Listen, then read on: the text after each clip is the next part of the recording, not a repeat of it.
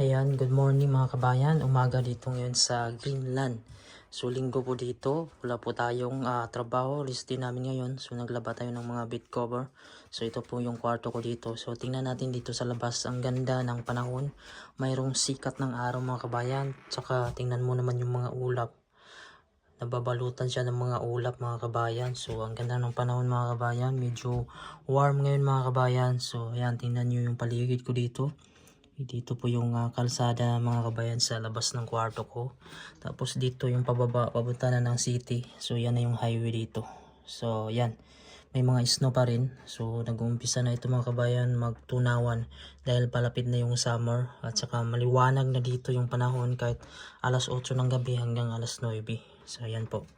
Pinapakita ko lang yung lugar ko dito mga kabayan. So ito yung buong kwarto natin. So naglilinis tayo mga kabayan. So ayan. Maraming salamat po sa panonood.